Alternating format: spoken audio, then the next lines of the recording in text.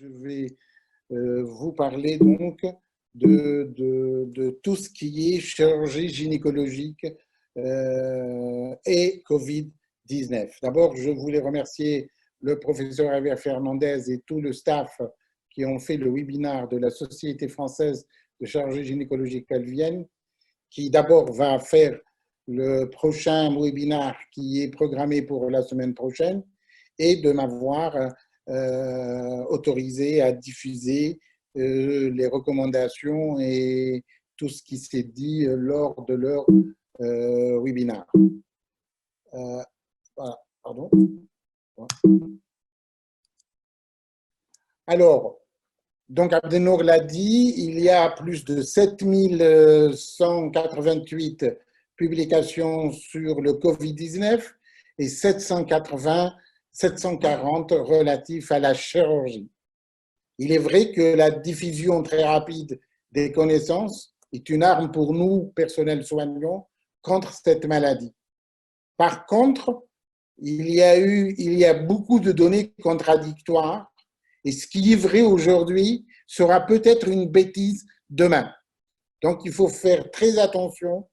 Et vous connaissez très bien les recommandations des sociétés savantes.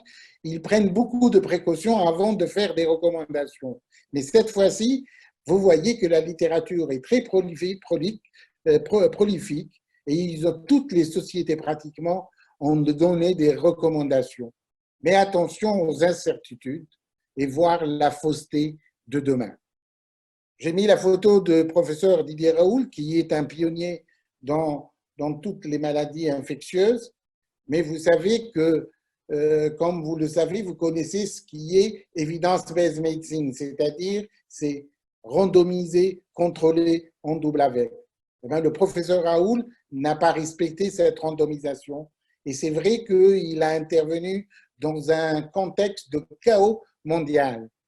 Mais ça n'empêche pas, ça nous arrange peut-être de donner de la chloroquine qui coûte sourdé, comme on dit, mais il faut reconnaître que l'impact facteur est très faible. Donc, il faut faire très attention. Donc, ça a été dit, juste pour vous dire que ça s'est passé à partir du marché de poissons de Wuhan et qu'il y a beaucoup de fake news, et notamment celle relative à cette bactérie intestinale, le Prevotella, qui n'est en fait pas du tout responsable de la maladie du Covid-19. Et c'est vraiment un virus respiratoire qui a des formes sévères et une mortalité de 1%. Je ne reviens pas sur la symptomatologie. Le diagnostic de certitude est fait par la PCR, comme l'a rappelé le professeur Mester. Par contre, il n'est pas à 100% sensible, la sensibilité est de 70%. Alors, un petit mot sur la sérologie, parce qu'on commence à faire de la sérologie en Algérie et les gens sont très attentifs à ces résultats. Alors qu'on ne sait pas au jour d'aujourd'hui, on n'est pas capable de dire si la présence des anticorps signifie une immunité du patient. Ce n'est pas parce qu'on a des IgG qu'on va se dire « ah, c'est super, je peux travailler sans protection ». Et on ne sait pas à partir de quel taux et de quelle est la durée de l'immunité, si tant est qu'elle existe. Donc, ce n'est pas du tout le même contexte que le SARS.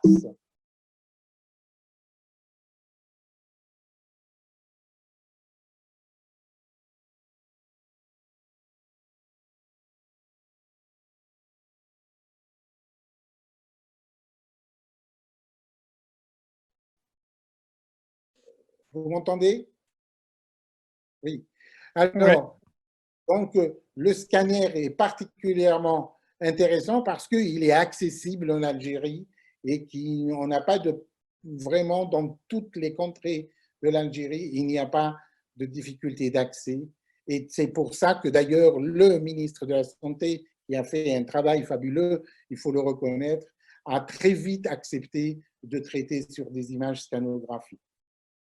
Alors, vous voyez que quand on dit que c'est à moins d'1 mètre de distance, ce n'est pas des suppositions, c'est des études qui ont montré que l'éternuement ou la toux donnait un élan de 1 mètre de distance. Et qu'il est vrai que les baisses d'humidité et des températures augmenteraient la viabilité du virus dans les gouttelettes. Mais ça ne veut pas dire que la chaleur, c'est pas parce qu'on va vers l'été qu'on va se dire que ça y est, il va se terminer. Faites attention, ce n'est pas encore fini. Par contre, ce qui est nouveau lorsque j'ai préparé ce topo, c'est quand on a su que cette étude dans le New England Journal, très sérieux, montre que le virus persistait 3 heures dans les aérosols. Et dans les aérosols, c'est-à-dire dans le respirateur, dans tout ce que inhale le patient, et même la chambre est un grand aérosol. Donc, ça peut persister pendant 3 heures. J'ai voulu vous donner, dans cette publication de mars 2020, c'est intéressant à savoir quelle est la durée de vie du virus en fonction du matériau utilisé. Vous voyez que ça peut aller jusqu'à 6 à 9 jours dans les plastiques. Donc, faites attention aux sachets de plastique que vous rentrez chez vous et qu'il faut absolument décontaminer avant de les utiliser. Par contre, effectivement, c'est intéressant de savoir que l'alcool à 95 pouvait faire disparaître cet agent. Il y a donc des agents bioacides qui pourraient lutter contre ce virus. Et vous voyez que le formol, le propanol, l'éthanol. Et vous voyez bien que la bétadine qu'on utilise 15 secondes après, le virus est mort. Mais par contre, c'est extrêmement important de maintenir les fameuses personal protective equipment, c'est-à-dire les gants, le FFP2, les visières, les camisoles. Il y a une question qui est posée, est-ce qu'on doit mettre des camisoles pendant la consultation? Bien sûr, la consultation, on est à un certain moment, lorsqu'on fait une échographie, par exemple, à moins d'1 mètre de la patiente. Donc, forcément, s'il doit y avoir contamination, c'est à ce moment-là. Donc, c'est intéressant de se mettre en FFP2 avec des camisoles. Et bien sûr, laver les mains, on ne l'aura jamais dit assez. Abdenour l'a dit dans sa présentation, faites attention à la climatisation. Lorsqu'elle est dans des zones polluées, elle doit s'effectuer sous pression négative. Sinon, c'est la climatisation qui va vous diffuser votre virus et qui pourra donc alourdir la facture. Alors moi, le professeur Jean-Philippe Estrade, pardon, le professeur Jean-Philippe Estrade a préconisé de faire un score. Et chez nous, vu la difficulté d'avoir des tests de PCR, ça pourrait être vraiment très intéressant de faire un score dans lequel on peut classer nos femmes. Est-ce qu'elles sont vraiment suspectes de Covid ou elles n'est pas suspectes de Covid? Et ce score peut nous intéresser et vous voyez qu'il peut être scoré et avoir une idée sur le diagnostic de Covid. Alors franchement, en faisant ce topo, j'ai appris beaucoup de choses sur la fumée chirurgicale. On fait de la fumée, il y a même une question relative, pourquoi le bistouri n'est pas, on n'utilise pas le bistouri? Eh bien, cette étude montre que vous voyez que la fumée chirurgicale contient des débris cellulaires. Elle provient des produits chimiques, de l'hydrocarbone, des nitrites, des acides, des phénols, même des agents carcinogènes et mutagènes. Et vous voyez en bas, ici, en bas, même des cellules biologiques, des cellules malignes, des bactéries, des virus, qui sont contenues dans la fumée chirurgicale. Et cette fumée-là, elle va aller, comme vous le voyez ici, pour la plupart dans l'oropharynx, qui peut descendre dans les bronchioles, et pour les cellules malignes et les bactéries et les virus, ils vont même au niveau des alvéoles, là où le Covid est mortel.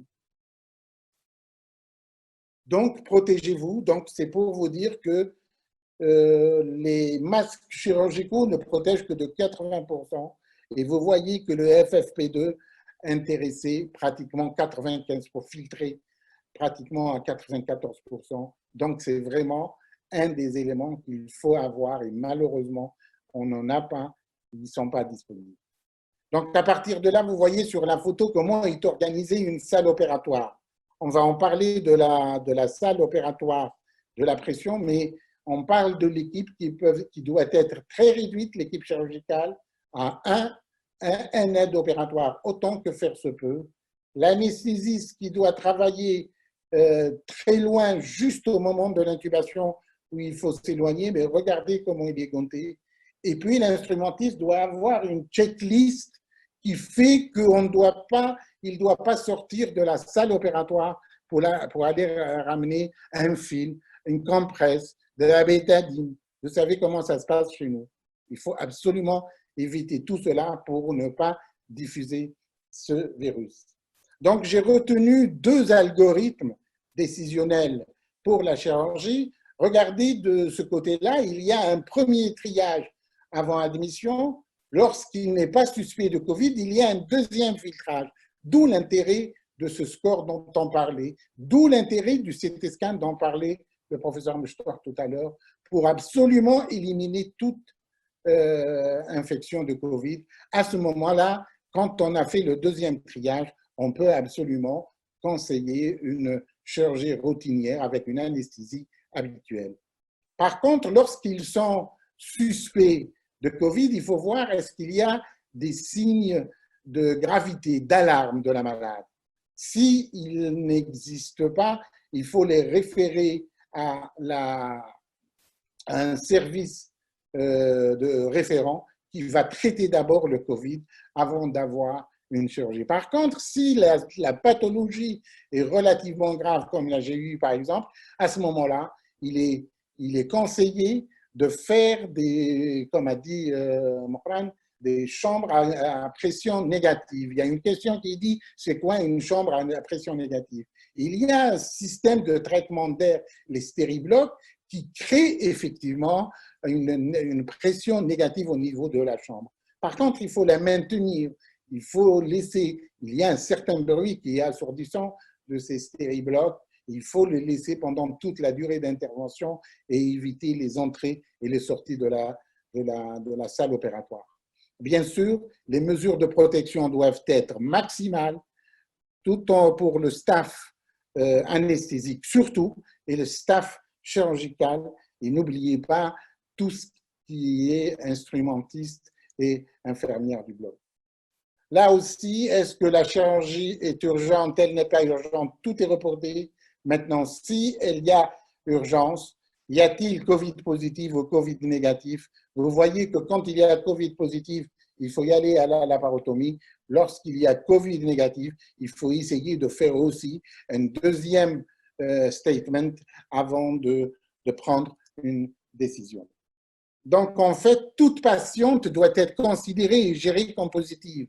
C'est comme l'histoire du sida. Ceux qui ont le sida, on n'en a pas peur, il nous le dit. Mais le problème, c'est celui qui n'a pas le sida. La personne qui se drogue, qui n'a pas le sida, par exemple. Ça, à ce moment-là, c'est dangereux parce qu'on ne le sait pas, on ne se protège pas, c'est là qu'on peut se casser la gueule. C'est pour ça qu'on doit considérer pour la chirurgie gynécologique que toute patiente est positive jusqu'à preuve du contraire, parce qu'il y a un risque de contagion pré-, per- et post-opératoire, avec des risques qui sont importants.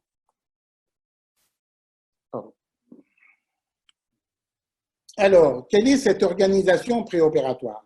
On a parlé de la salle opératoire à pression négative, donc d'essayer d'éviter les entrées et sorties. Est-ce qu'on est capable de le faire et d'avoir un médecin anesthésiste par room opératoire? Est-ce que l'instrumentiste ne doit pas sortir de la salle opératoire pour ramener un pansement? Et bien sûr, les systèmes d'aspiration, vous allez voir qu'ils sont extrêmement importants. Nous, on ne fait pas attention à ça, c'est en général l'équipe technique, mais il faut discuter avec eux, il faut absolument qu'ils soient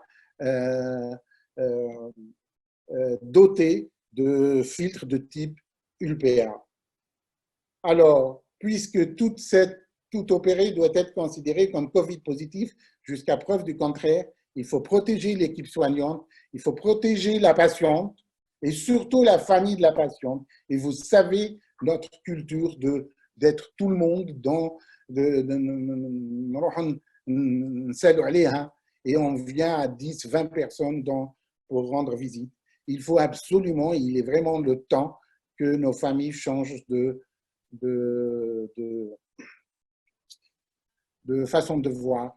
Et c'est vraiment difficile, voire impossible chez nous. Alors, en préopératoire, il faut absolument peser les indications opératoires. On va le voir tout à l'heure, il faut être vraiment rigoureux et parcimonieux dans le choix des indications opératoires. Chez nous, il faut absolument, à défaut d'avoir des PCR, prendre la température au personnel, faire un scanner à la patiente préopératoire et vraiment discuter de l'utilité de faire une célioscopie parce que vous allez voir que la célioscopie est quand même un facteur de risque. En préopératoire, l'enseignement, c'est la répétition. Il faut donner des FFP2, des visières personnelles. Les recommandations pour privilégier l'anesthésie locorégionale. Alors, c'est extrêmement important que 5 minutes après l'intubation, tout le monde sort de la salle opératoire. Le patient est seul à l'intérieur lorsqu'il est Covid positif. Il faut sortir parce que c'est à ce moment-là qu'il y a une explosion de l'activation du virus qui sort, qui se libère des voies aériennes. Alors, pour répondre à la consoeur de tout à l'heure, la salle opératoire, c'est le traitement d'air avec une pression négative à moins 4,7 Pascal. Bien sûr, essayez de avoir le moins de personnes possible. Alors, on a dit tout à l'heure, Mokhran a dit qu'il fallait éviter le bistouri. Il faut absolument éviter le bistouri, mais vous le savez, la chirurgie est là. Mais attention, faites attention, ce n'est pas parce qu'il faut éviter le bistouri qu'il faut éviter de faire une hémostase la plus parfaite possible. Parce que s'il faut éviter les bistouris, il faut éviter les reprises chirurgicales aussi. Par contre, dans ce cas-là, on sait que le bipolaire est meilleur que le monopolaire. Les fameux débris cellulaires, les fameux débris de tissu dont on a parlé tout à l'heure, ils existent plus au monopolaire et au laser qu'avec le bipolaire. Parce que le bipolaire, il entraîne un phénomène de dessiccation. Et même là, il faut utiliser avec le plus bas possible, c'est-à-dire entre 35 et 40 watts, et ce qui suffit pour permettre une hémostase parfaite. Alors, un autre challenge qui nous apprend, c'est maintenant l'aspiration de cette fumée, que vous savez maintenant qu'elle est pleine de cellules, de virus, même de cellules malignes. Il faut absolument l'aspirer dès sa production.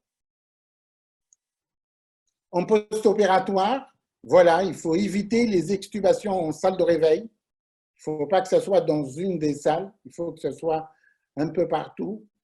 Mokhran l'a suffisamment dit, faites attention, c'est pratiquement une maladie thromboembolique. Donc, c'est une raison pour protéger avec un traitement. Il faut les isoler, prendre de la température et rechercher des signes respiratoires et être large dans la prescription des antibiotiques. Alors, maintenant, pour la célioscopie, il y a vraiment un grand débat. Beaucoup disent qu'il vaut mieux revenir à la laparotomie. C'est vrai que les risques, paraît-il, sont plus élevés à la célioscopie qu'à la laparotomie. C'est pour ça qu'ils proposent de faire des incisions. C'est peut-être le retour aux mini-célioscopies. Il faut travailler avec des basses pressions, c'est-à-dire avec une pression de 70 à 80 mm de mercure, c'est pratiquement le minimum. Il faut éviter des fuites de gaz en utilisant des trocars à ballonner. Par contre, faites attention, ce n'est pas le gaz qui est à risque. Le gaz, on le ramène, on le met, c'est nous qui le mettons dans l'abdomen. C'est la fumée qui est générée par l'électrocautérisation qui est génératrice de diffusion du virus. Donc, on a parlé de l'hémostase et je parle aussi des sutures intracorporelles. Par contre, il faut revenir aux sutures intracorporelles. Il faut éviter les sutures extracorporelles. Pourquoi? Parce qu'il y a une fuite de de gaz et donc fuite de fumée et donc risque de diffusion dans la chambre, dans la salle opératoire. Et la bipolaire, on en a parlé, et surtout l'aspiration du pneumopéritoine avant dans l'abdomen, c'est-à-dire il faut être étanche, aspirer complètement et ne pas pousser sur l'abdomen pour sortir le gaz qui était à l'intérieur. Alors, par contre, je vais laisser en anglais, c'est pour vous dire que l'IGL, comme la Société européenne d'endoscopie gynécologie, est en train de dire que ça ne sert à rien de mettre de côté la célioscopie parce que les bénéfices de la célioscopie sont énormes et qu'il n'y a pas de preuves, et c'est plutôt théorique, cette histoire de contamination de l'air. Et c'est surtout pendant les anesthésies qu'il y a problème. Donc, la célioscopie n'est pas contre-indiquée à cause du Covid, mais par contre, c'est le précaution, c'est un principe de précaution que de prendre des précautions lorsqu'on fait la célioscopie. Et vous avez ici résumé toutes les précautions qu'on doit faire lorsqu'il y a une célioscopie. Donc, nos principes sont primum non nocere, donc éviter d'opérer les malades, éviter d'opérer, de faire perdre des chances à nos malades, ne pas encombrer les services de réanimation en opérant des gros malades, privilégier les traitements médicaux avant d'aller à la chirurgie, c'est-à-dire revoir nos indications, faire la PCR au mieux en France, c'est les recommandations, mais chez nous, je pense qu'il faut faire un scanner low dose à chaque patiente avant d'y aller. Donc, il faut, comme on a dit, avoir de la rigueur et de la parcimonie et de faire des indications en toute sécurité. Et c'est pour ça que toutes les sociétés ont retenu les pathologies suivantes comme pathologies pouvant être faites en période Covid, c'est-à-dire les aspirations ou les hystéroscopies opératoires pour rétention trophoblastique. Je ne suis pas en train de dire qu'il faut faire les hystéroscopies opératoires pour polypes, pour infertilité. Il faut les faire pour rétention trophoblastique.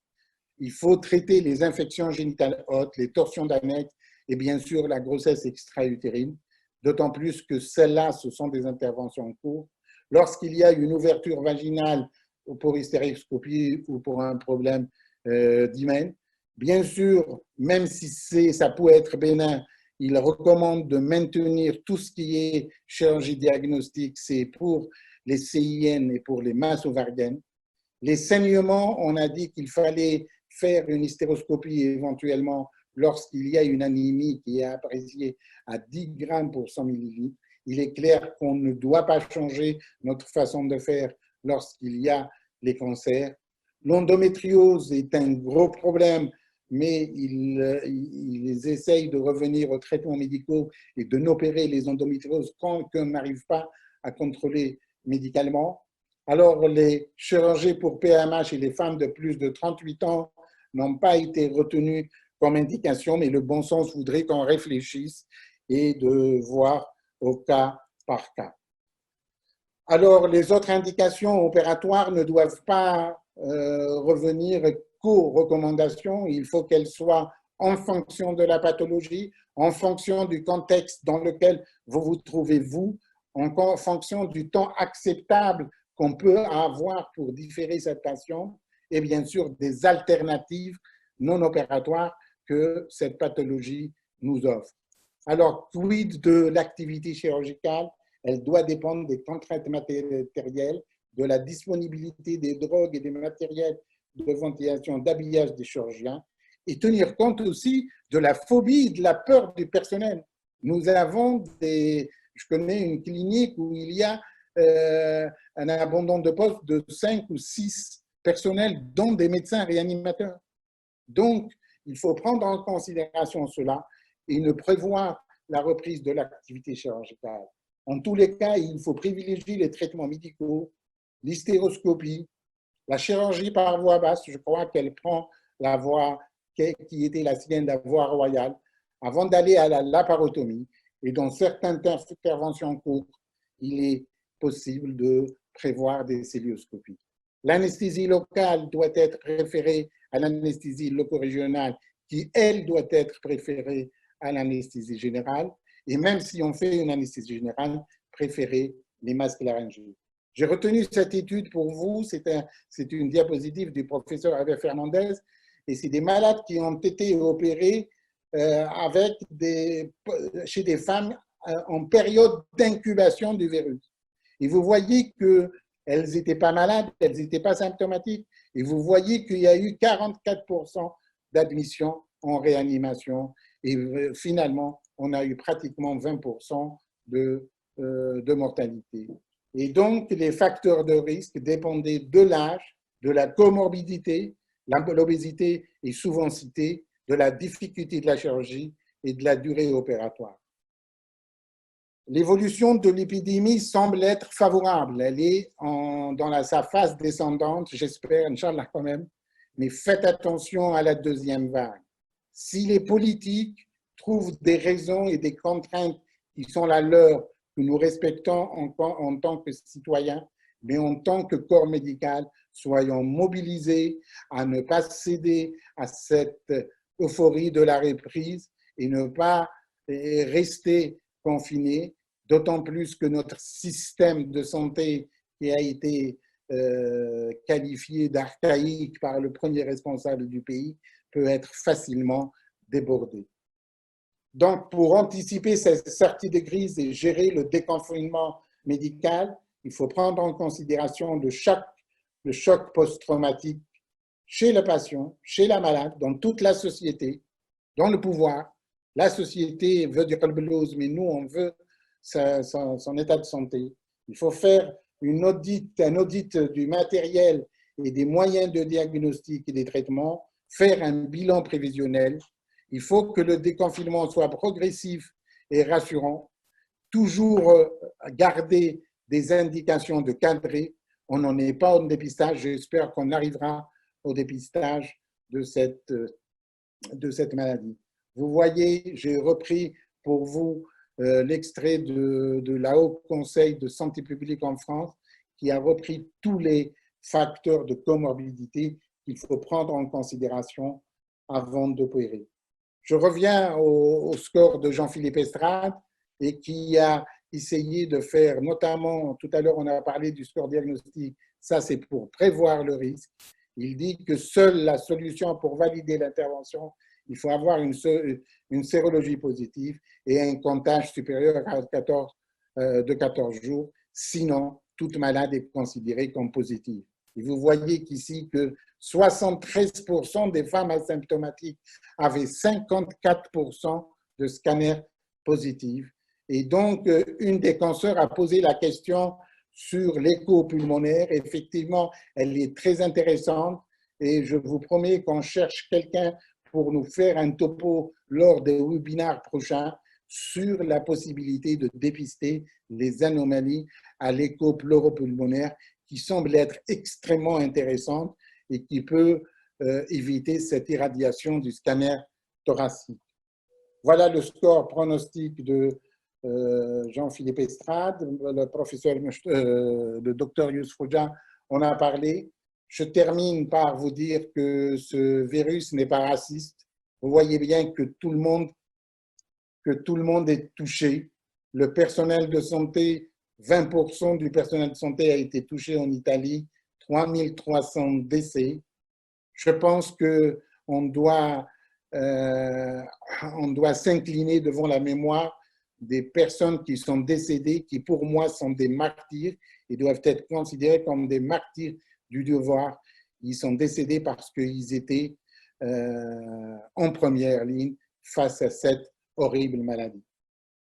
Donc, je conclus en insistant sur les gestes barrières et les téléconsultations qu'on doit absolument s'organiser. Il faut organiser des filières de Covid positive et de Covid négative. Le questionnaire de dépistage, là où on n'a pas des éléments de diagnostic, pourrait être intéressant. La distanciation sociale doit persister dans les cabinets, dans les cliniques, et tout le personnel doit être associés, l'ambulancier, au brancardier, à la réceptionniste, au caissier et au personnel directement soignant. S'adapter à cette pathologie en préférant des anesthésies loco-régionales, des laparotomies avec des interventions courtes. Attention à la deuxième vague. Que Dieu vous préserve. Je vous remercie.